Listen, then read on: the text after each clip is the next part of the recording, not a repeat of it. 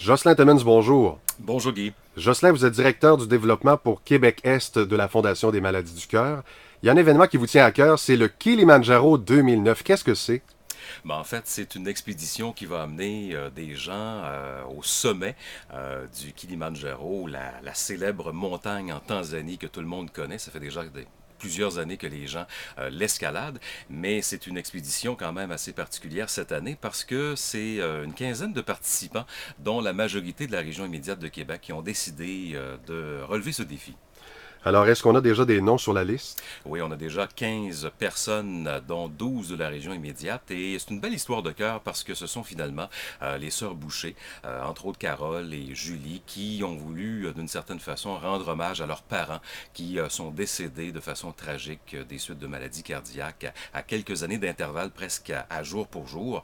Et ces gens-là ont décidé de rendre hommage, de redonner finalement en organisant cette expédition qui réunit des membres de la famille, mais aussi des amis. Et évidemment, il y a des gens qui se sont joints au fur et à mesure que l'aventure a débuté. Est-ce que ça demande un entraînement vraiment spécifique?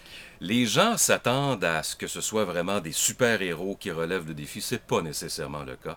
Je pense que quelqu'un qui est moyennement en forme, qui prend soin de sa personne, de sa santé, sur une base régulière, qui s'entraîne peut-être 2, 3, 4 fois par semaine, peut réussir à relever ce défi. Alors, ça prend pas nécessairement des super-athlètes.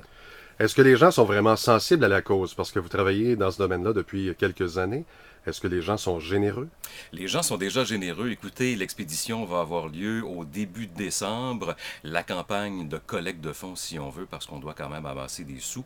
Les gens doivent amasser sur une base individuelle 11 000 ce qui permet de payer évidemment les frais du voyage, les guides sur place et tout ce que vous pouvez imaginer. Et l'autre partie reste à la Fondation des maladies du cœur du Québec.